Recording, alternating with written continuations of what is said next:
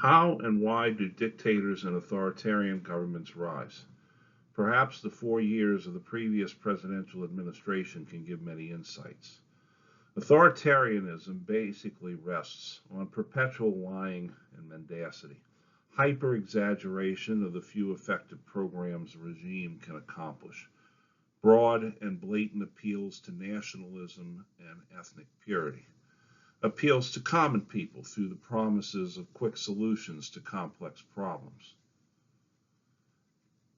a cult of personality around one leader, and at its very basic foundation, and most importantly and most insidiously, violence. Violence against opponents, violence against dissent, violence against anyone who would threaten the order that is promised by the dictator or the authoritarian government. In many ways, the circumstances fell into the laps of the would-be dictators. There was an economic catastrophe in 1929. We call this the Great Depression. Many people say, well, the Great Depression happened in America. No, it happened throughout the world. It shows you how interlocked the world economy was.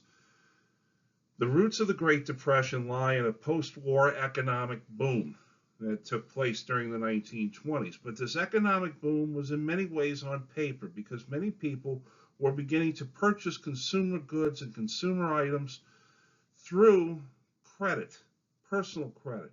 You also had nations extending their credit. As more and more people began to buy on credit, more and more industries began to produce.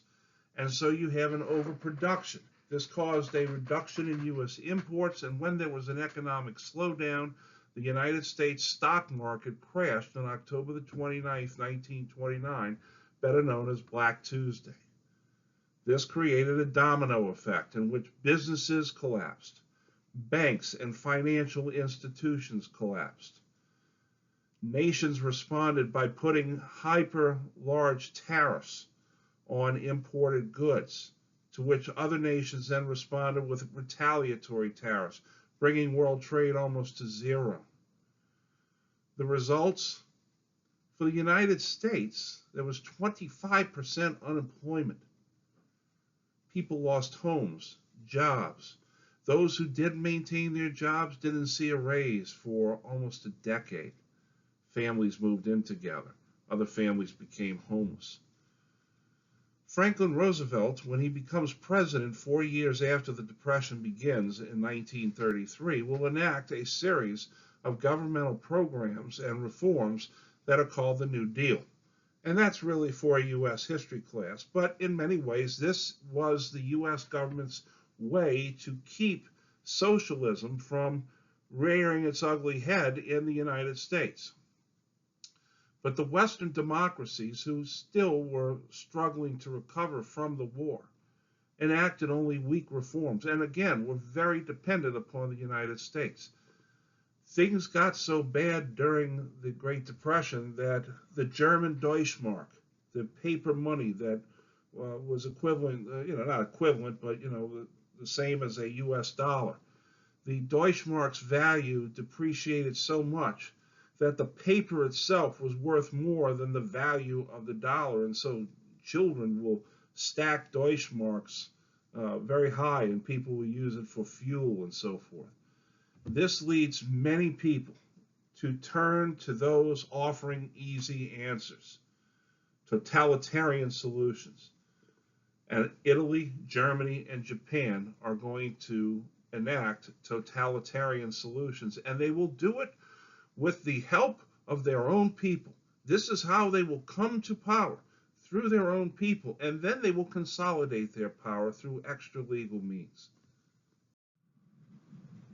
Here you see German children stacking nearly worthless Deutschmarks, stacks upon stacks of them bound together, making a nice little pyramid. That's how valueless the Deutschmark had become.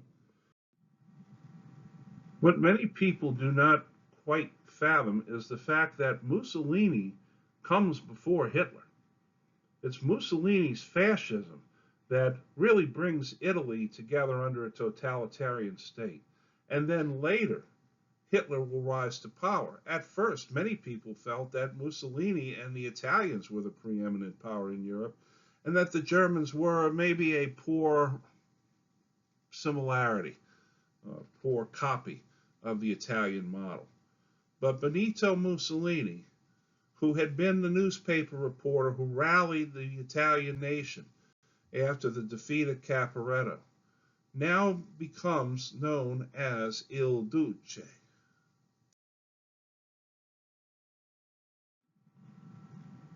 When Benito Mussolini took over as prime minister in 1922, his campaign slogan was, "I'm going to make the trains run on time." Italy was famous for its inefficiency. To get anything done in Italy, you didn't call the company or anything. You called somebody who knew somebody at the company. And the trains were always late. And Mussolini said, "I'm going to make the trains run on time." He draws on ancient Roman symbols, such as the fasces, which you see there in that picture. It's a bundle of twigs with an axe through it.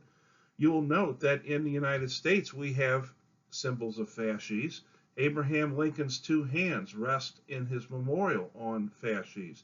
The fasces also adorn the back wall of the United States House of Representatives and many governmental buildings. This was simply a symbol of the authority of ancient Rome. Mussolini is appealing to Italian nationalism and promised very quick economic solutions.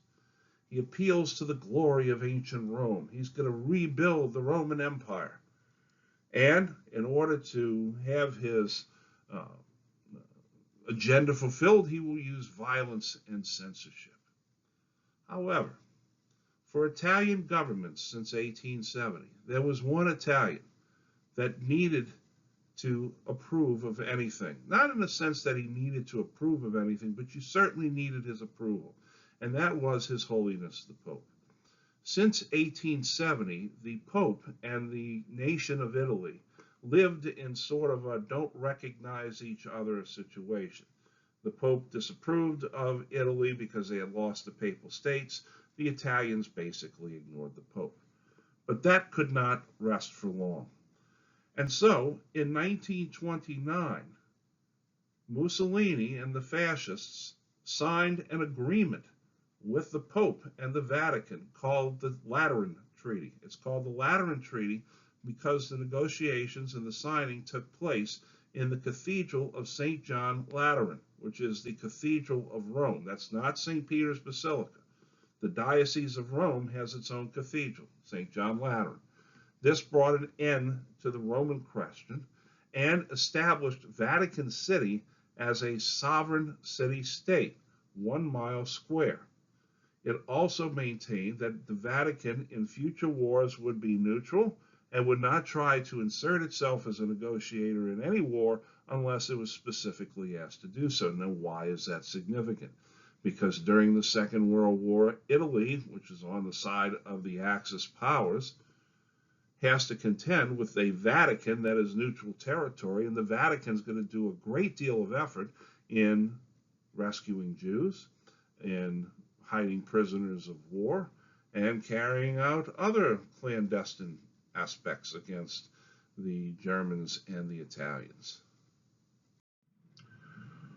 On the left is Ambrogio Damiano Acquire Ratti, better known as Pope Pius XI. He was the first sovereign of Vatican City after the Lateran Treaty.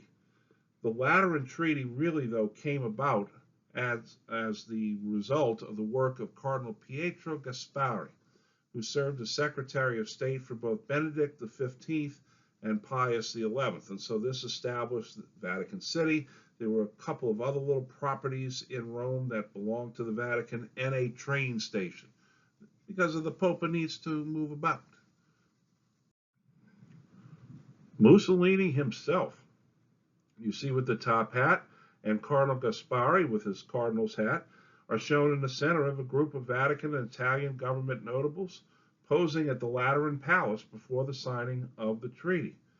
Because of this treaty, many Italian Americans in the United States, many Roman Catholics in the United States, as well as throughout the world, applauded Il Duce. He was quite the megastar early on. Of course, many people didn't understand what he was up to in Italy, but this was a very good PR, and it gives Mussolini the legitimacy that all Italian premiers had craved since the creation of the State of Italy. So this is a map of the Vatican City State, and you see the large St. Peter's Square in the lower right-hand corner with St. Peter's Basilica, and then the Sistine Chapel and the Papal Apartments, the Papal Library, the Papal Museum, and then the Vatican Gardens. The Vatican is a walled city-state with one entrance, the front of the Piazza del Petro, St. Peter's Square. On the other side of the world was Japan, and their new emperor took office in 1926. His name was Hirohito, and his official title was Emperor Showa.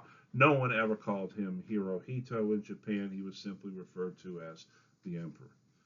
He became emperor when Japan was emerging as a great power and the third largest naval power. He was the grandson of Emperor Meiji, who had restored imperial rule from the Tokugawas and modernized Japan. He was regent when his father Yoshihito became too mentally ill to function. He was a meek, mild-mannered man. He liked botany more than anything else. He oversaw the Four-Power Treaty in the Pacific and the Washington Naval Treaty. He survived an assassination attempt by the communists and watched rather helplessly as the militarists gradually took control of Japan's government during the 1930s. This was in response to a financial crisis tied to the Great Depression. He would rule Japan during its time of war with China and then the war with the United States and the rest of the world. He would often assent to using poison gas or not treating captured Chinese as prisoners of war with simple signature. Many said that he should have been arraigned as a war criminal and put on trial, but at the end of the war, Douglas MacArthur said the emperor is too valuable a person to put on trial. We need to have him in place to get legitimacy from the Japanese people. Japan had modernized technologically and militarily, but it was still in many ways a medieval country structurally and socially. The daimyo and the samurai were still there, only now they served in the ranks of the army or the navy. Japan had begun to expand the scope of its democracy, but then reverted to militarism and totalitarianism, as young militant officers in the army began to exert greater influence over the government and sought to expand Japan's hegemony in the Western Pacific and East Asia. The chief two issues for Japan was their continued resentment of the West, whom they felt treated them as inferiors despite their victory over Russia in 1905, and their successful contribution to the Allied war effort in the First World War. Japan essentially became a government by assassination as ultranationalist groups began killing prime ministers and cabinet officers over the Washington Naval Treaty and other slights the people believed happened to them. The second issue was that Japan's population growth and military expansion mandated that natural resources the Japanese islands did not possess could be found in abundance in China, Indochina, and the Dutch East Indies. With the civilian government in chaos, the military saw its opening and began its expansion of the Japanese Empire with a false flag operation. On September the 18th, 1931, Lieutenant Sumiori Kawamoto of the Independent Garrison Unit of the 29th Japanese Infantry Regiment detonated a small quantity of dynamite close to a railway line owned by Japan's South Manchuria Railway near the city of Mukden, which is now called Shenyang. The explosion was weak. It failed to destroy the track. The train passed over it minutes later with no problem. The Imperial Japanese Army then accused Chinese dissidents of the act and responded with a full invasion of Manchuria. The Japanese then immediately set up a new puppet state in defiance of the League of Nations, and they called it Manchukuo. They placed on the throne the former Qing Emperor Puyi, who by that time was living as a playboy in the city of Tianjin. In response, the League of Nations held a special session in which the Japanese walked out. Meanwhile, in the United States, the man regarded as the father of modern U.S. foreign policy, Secretary of State Henry Stimson, issued a declaration that his government would never recognize a regime created by aggression against another nation. This becomes known as the Stimson Doctrine. The Japanese now gave a euphemistic name to their expanding empire. They called it the Greater East Asia Co-Prosperity Sphere. They already were in control of Korea. Now they invaded Manchuria. 6 years after this, they would invade the Chinese heartland and continue to look south toward the oil-rich regions of Indochina and Indonesia. They had propaganda saying, look, all the Chinese kids will enjoy the leadership of Japan in the Greater East Asia Co-Prosperity Sphere. And so there's the flags of Japan and of Republican China.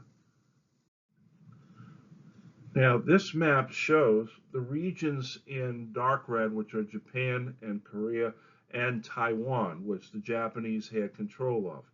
During the invasion of Manchuria, you see they'll hold Manchuria, and then they'll hold parts of mainland China. They'll also move into the Indochina, which is where Vietnam is located, and then the Dutch East Indies, which is where Indonesia is located. And the light pink is where the Japanese expected to expand their empire, which they would call the Greater East Asia Co-Prosperity Sphere. They didn't quite make it that far, though. On the left is U.S. Secretary of State Henry Stimson, who denied the existence of Manchukuo, which was now being led nominally by Emperor Puyi, you see on the right. On the left is Chukudo, the real power in that region. Despite propaganda, Manchukuo was a violent sham of a state in which Puyi was powerless to stop the Japanese from allowing Chinese, Russian, and Japanese gangsters to fight over the spoils of the land. Eventually, he just sat at his desk and signed whatever the Japanese put in front of him.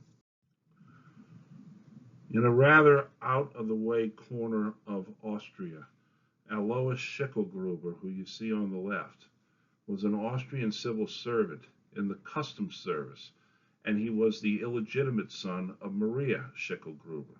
He did not know really who his father was. However, in 1876, he convinced the authorities to acknowledge his deceased stepfather, Johann Georg Heidler, as his biological father, although the authorities spelled the name as Hitler for unknown reasons. Hitler could only advance to mid-level in the customs service because he lacked higher education. He had an illegitimate daughter named Teresa Pence. He married for the first time at age 36 to a 50-year-old invalid, but they were soon separated and then divorced because Hitler had a fondness for the younger women servants. One of his mistresses, Franziska Matzelberger, gave birth to another son, Alois Hitler Jr., but she soon died in 1884. Alois Hitler then moved on to his 19-year-old housekeeper, Clara Polzow, who was born in the Austrian village of Spital. Clara came from old peasant stock. She was hardworking, energetic, pious, and conscientious. Not that bad to look at, although the picture does look a little weird. She was very quiet, sweet, and very affectionate. Alois married Clara in 1885 after receiving a dispensation from Rome, since Polzow was officially his first cousin once removed, although we're not sure of that because he really didn't know who his father was. Clara gave birth to 3 children, all of whom died before they reached the age of 3. Her fourth child, was born on April the 20th, 1889, whom she named Adolf, and she doted on him. Hitler was not much interested in being a father and spent most of his time when he was not at work at the tavern, chasing women or keeping bees. That was his hobby. Clara doted on her son Adolf and her two younger children, although one of them died early as well. Father and son did not get along. They often fought, and Alois often fought with his wife. And there one can see again how a notable leader of a country, A, did not come from the country he would lead, and B, had a very tumultuous, even brutal relationship with his father. Hitler, as a young baby, may have been doomed from the start. The personality of his father and the doting of his mother affected him deeply. As a young schoolboy, he certainly began to see himself as apart and aloof from the rest of his classmates. Like Stalin, he considered going into the seminary, but he decided at first that he wanted to be an artist. He displayed a decent talent for art that was not quite enough to get him into the Academy of Fine Arts in Vienna. But while he was in Vienna, he did get exposed to anti-Semitism and race hatred, and read numerous works by philosophers who advocated racial theories. He had nothing but contempt for decadent, decaying, and Jew-ridden, in his own mind, Austria. So he moved to Germany and joined the Kaiser's armies during World War I. He was awarded twice for bravery with the Iron Cross. After the war, he became involved in revolutionary politics and was part of what was known as the Beer Hall Push in 1923 that resulted in him being imprisoned for 9 months, where he met with other revolutionaries and wrote his testament, Mein Kampf, which of course blames communists and Jews for what happened to Germany. After prison, he joined the fledgling National Socialist German Workers' Party, which would later become known as the Nazi Party. He read Nietzsche, listened to Wagner, and believed himself to be the one who would restore Germany to greatness. He would make Germany great again.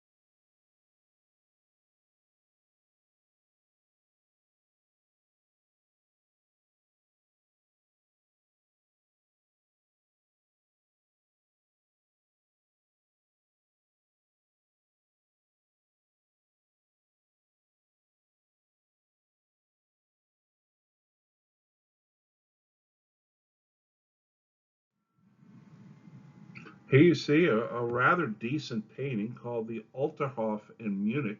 This is a watercolor by Hitler that he painted in 1914. He actually displayed even better aptitude for architecture, but he really wanted to be a painter. Field Marshal Gerd von Rundstedt, who commanded the German armies on the Western Front during World War II, often derided Hitler and called him that Bohemian corporal on numerous occasions because of his peripatetic life after his mother died and before the war. Hitler did not create the Nazi Party, but he took control of it and appointed a comrade by the name of Joseph Goebbels to grow the party in northern Germany and to do propaganda for it. So we know that Adolf Hitler was Austrian. He would join the NSDAP, which eventually becomes simply known as the National Socialist Party and then the Nazis. This party opposed the Weimar government. His failed attempt at an uprising originated in a pub in Munich on November the 8th, 1923. This is why it is called the Beer Hall Push. The revolt failed, and the only person not arrested or shot that day was former General Erich Ludendorff, who with great dignity and calm walked to the front of the firing line and pushed aside the rifles gently before being taken into custody. Hitler, for his part, was tried for treason and sent to prison for 9 months, where he wrote Mein Kampf. And this is where he targets Jews and communists as the cause of Germany's woes. His party was the National Socialist German Workers' Party, the National Socialist Party, or the Nazi Party. They borrowed heavily from the fascists who had been ruling in Italy for almost a decade before Hitler came to power. Nazis advocated strong, centralized state control. They looked to Nietzsche's Superman, although Nietzsche himself disapproved of anti-Semitism and nationalism. The reason why he is identified with the Nazis is that his sister edited many of his manuscripts to fit her own ultranationalist views. Nazism has no use for liberal democracy or the parliamentary system. It incorporates fervent anti-Semitism, anti-communism, scientific racism, and the use of eugenics into its creed. The nationalism of the Nazi Party originated in pan-Germanism and the ethno-nationalist Völkisch movement, which had been a prominent aspect of German nationalism since the late 19th century, all Germans together. It was strongly influenced by the Free Corps, paramilitary groups that emerged after Germany's defeat in World War I. And this was the party's underlying cult of violence in it. Nazism subscribed to pseudo-scientific theories of a racial hierarchy, social Darwinism, identifying the Germans as part of what the Nazis regarded as an Aryan or Nordic master race. It aimed to overcome social divisions and create a homogeneous German society based on racial purity, which represented a people's community, the Volksgemeinschaft, as it was called.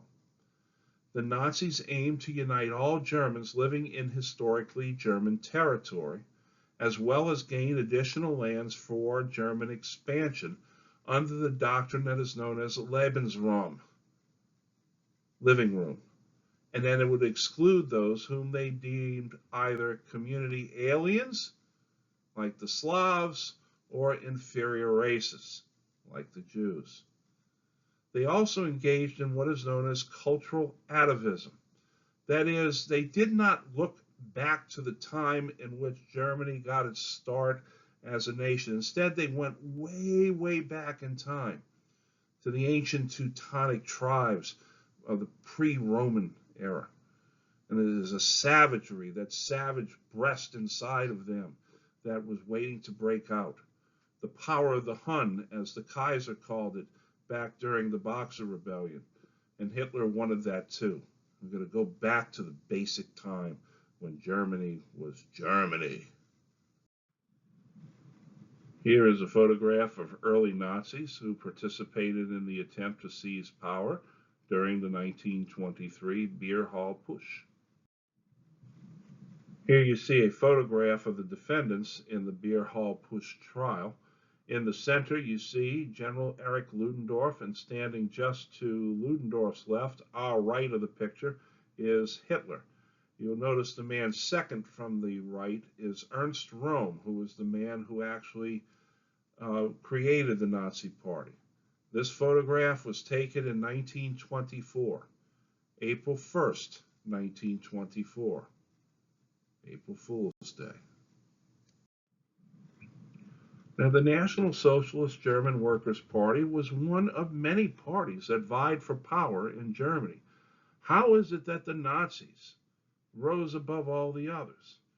It was through a combination of luck, guile, intrigue, and violence.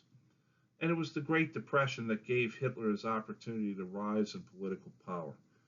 The old general, Paul von Hindenburg, had been elected president in 1925, but he was already 78 years old then and starting to get tired.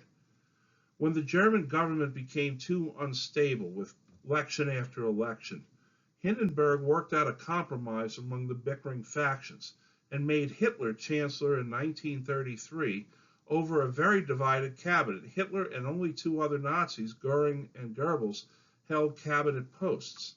Hindenburg hated the Nazis, but felt it was the best possible solution. And he also agreed with Hitler's desire for a Volksgemeinschaft, or people's community, that broke elitism down, broke down the boundaries of wealth and status, and united people to achieve a national purpose. He could do nothing, though, when Hitler arranged for all other parties to be outlawed. Even though Hindenburg could dismiss Hitler, he didn't. Now, to do this, in order to outlaw all the other parties, the Nazis staged a false flag operation of their own, just like the Japanese did in Manchuria. The Nazis set the Reichstag on fire. The Reichstag is the place where the German parliament met. The Nazis accused 5 communists then of lighting the fire, and Hitler used this to outlaw the Communist Party and all the other parties and consolidate his power. Hitler also used his new position to eliminate his chief rival for power, Ernst Röhm. In what became known as the Night of the Long Knives, Hitler, urged on by Hermann Goering and his lieutenant Heinrich Himmler, ordered a series of political extrajudicial executions that was intended to alleviate the concerns of the German military about the role of Ernst Röhm and the Sturmbataillon, which is the SA, the Nazis' paramilitary organization known colloquially as the Brown Shirts. Then they had been terrorizing the population and creating a real problem for the army, and Hitler wanted to keep the army on his side. Röhm was also a raging homosexual, but he was one of the few people that could talk on the same level as Hitler. He would call him Adolf instead of Mein Führer. He would speak back to him, so to speak. This was also a problem for Hitler because you're the Führer, you're the top dog. The other problem is that Hindenburg, by the 1930s, was an old man dying of lung and gallbladder cancer, and he was the only Czech on Hitler. When he died in 1934, Hitler immediately had himself elected Führer, combining president and chancellor into one office. What were the Nazi programs? Massive economic planning, tax relief to industries, the abolishment of trade unions, because after all, trade unions is where the Bolsheviks and the communists worked. Massive public works programs, getting people to build big factories, big dams, military expansion, which, by the way, went against the Treaty of Versailles. And Hitler advocated that Germans needed to multiply. And as such, he created the Nazi brides to have babies, to populate the world with more Germans. The Nazi brides were one of the most insidious things because you didn't have family units. It was just simply women in a baby factory almost. And there you see the Reichstag on fire in 1933. The Germans would not use the Reichstag again. And it would lie in the East German sector, burned and hollowed out. It would not be restored until the 1990s after the reunification of Germany. Hitler was very fond of staging huge rallies and having great military parades. Here you see perhaps his most famous rally is the rally at Nuremberg, which has been, this photograph has been colorized since it was taken. He hired a woman named Leni Riefenstahl to film the Nuremberg rally, and it became Triumph of the Will. You can see how dictators love military parades. The Nazis, who always had war in its mind, understood that Germany's position was no different than it had been in World War I. You needed to move armies rapidly from the Eastern Front to the Western Front and vice versa. As a result of this, they undertook their greatest public works project, the building of the Autobahns, which you see here. Now, the Autobahns are the prototype for the interstate highway system we have in the United States. It was General Eisenhower who would see the Autobahns and then bring the idea back, and when he became president, he instituted it. But there's some differences between German autobahns and interstate highways. For instance, the German autobahn does not go through the middle of any major metropolitan areas. They go around the metropolitan areas. And there are some cosmetic differences as well, but by and large, this is very much what you see in Germany even today. And this was a Nazi program. And by the way, even though I have just pointed out something that the Nazis did that had a long-term benefit, the Nazi regime was an absolutely evil regime. And one of the reasons that it was evil is that it sought racial purification. They saw the German race or the Aryan race as being pure. They saw other people as Untermensch or Untermenschen, which means subordinate peoples, lesser peoples. And of course, this immediately comes to mind the Jews, but you also had the Gypsies, who are known as the Roma today, homosexuals, the mentally ill, anyone with birth defects. Nazi ideology and propaganda was all about glorification of the Führer. They held grand ceremonies and parades. They even had an organization based very much like the Boy Scouts. It was called Hitler Youth. One of the more famous members of the Hitler Youth when he was a young boy is the former Pope Benedict XVI, better known at the time as Joseph Ratzinger. By the way, he was a boy and he was forced to be in it, so this is not something that he merrily took part in. There was total cultural and educational control, and there was a promotion of the greatness of the Aryan race and the Nazi state. And remember, the Nazi goal throughout all this, Lebensraum, bringing all Germans together and creating more space for Germans to live, and that meant the nations of Eastern Europe, especially Russia. And this is what the Nazis sought out with their Nazi brides. They wanted to breed Germans who were quintessential Aryans, blonde, Nordic, blue-eyed, tall, firm-jawed.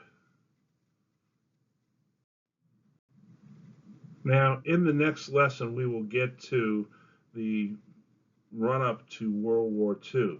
But in this lesson, we have to look at the dress rehearsal of World War II. In 1588, the Spanish Armada was defeated by the British, which began a long decline for the Spanish nation and its great empire. The War of the Spanish Succession replaced the Habsburgs with the Bourbons on the Spanish throne, but it deprived the Spanish of their great fortress of Gibraltar and eventually the lucrative slave trade. Meanwhile, Napoleon put his brother Joseph on the Spanish throne in 1808, and this plunged the nation into a disastrous war on the peninsula that devastated the land. Another revolt took place in 1833 over whether the young Queen Isabella II would take the throne at the age of 3 or her uncle Carlos would do it, and this resulted in the devastating Carlist Wars. Isabella herself became queen, but then was deposed in 1868 and was eventually succeeded by her son Alfonso XII. Throughout the late 19th and early 20th centuries, Spain suffered from a lack of real political representation of any broad social groups. There was the poor situation of the popular classes, especially the peasants. There were problems arising from the Rif War in Morocco. There was Catalan nationalism, and Catalonia is the region around the great city of Barcelona. After yet another series of coups and counter-coups, King Alfonso XIII called for elections in 1931, and the majority of voters cast their ballots for a Republican government. This caused the king to flee. The Republic, now controlled by a number of leftist groups, appeared that it would try to oppress the church, and more than 200 churches were burned. The Republicans were also unable to deal with the worldwide depression. After this, a right-wing counterattack by landlords and elites put the nation on the brink of war. At this point, the military in Morocco rose up against the Republican government. It immediately divided the country between Republicans, many of whom were communists, socialists, and small r Republicans, and the nationalists, who favored the monarchy and was politically right of center. Eventually, the insurgent generals in the military all came under the leadership and command of a 44-year-old general who had been sent to the Canary Islands by the Republicans, but now returned to Morocco and led the nationalists across the Straits of Gibraltar and into Spain and rallied the nationalists to his cause. His name was Francisco Franco Bahamonde. We simply call him Francisco Franco. He was born to an upper-class family in Galicia. He purged the army of Republicans, even executing one of his own cousins in the process. Immediately, the fascist powers of Italy and Germany came to the aid of Franco, but not too quickly and not all at once. They allowed their air forces and arms to support the man who gave himself the name of El Caudillo, which loosely translates as the leader or warlord. Almost as quickly, the Soviet Union sent its advisors and air forces to assist the Republican side. Thus, the Spanish Civil War became the dress rehearsal for the Second World War. Bombing runs were made over Madrid and Barcelona, as well as the town of Guernica, which Picasso immortalized in his famous painting. By the way, the other powers, Britain and France, where were they? They put together a coalition of nations and declared their neutrality and would not ship arms to either side. So they observed a strict embargo. Italy and Germany joined that coalition, and then they ignored the embargo. The United States did not join this coalition, but they enacted their own neutrality laws in 1936 and 1937 to keep the United States from selling any weapons to either side in that war and then doing business with the Spanish until it was all over with. The League of Nations, as usual, could do nothing. And besides, most of them came down on the side of the nationalists. In the end, Franco emerged victorious. The nationalists, the fascists, marched into Madrid, and thus began the longest fascist dictatorship in all of Europe. Spain would not participate in the Second World War. It would be a neutral nation friendly to the Germans, but it would not be part of the war.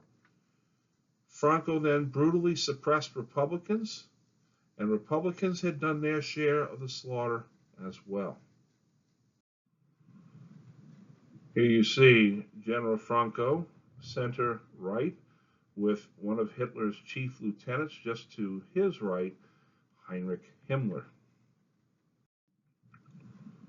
Here one sees members of the Condor Legion, a unit composed of volunteers from the German Air Force, the Luftwaffe, and from the German Army, the Heer. This is a Polish volunteer force fighting on the Republican side. The Republican side had numerous Soviet legions that were put together, and they called themselves things like the Abraham Lincoln Legion. This map shows the triumph of the nationalists in the light and dark green areas, and the areas held by the Republicans. When Madrid surrendered on March 28, 1939, this brought the war to an end. The nationalists enacted severe reprisals against the Republicans.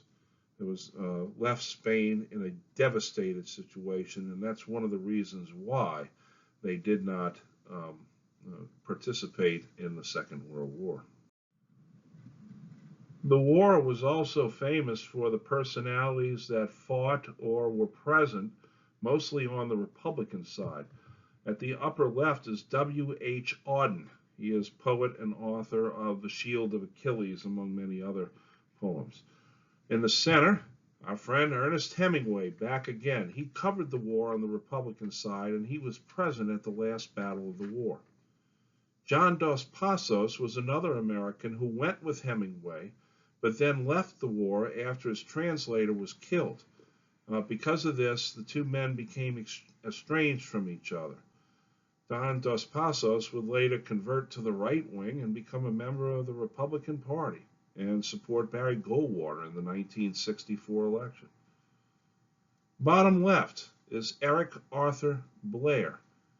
He wrote under the pen name George Orwell and was the famous English novelist who railed against totalitarianism in his books Animal Farm in 1984. He fought for the Republican side in Spain. And renowned political activist, writer, and anarchist Emma Goldman was there, definitely helping the Republican side.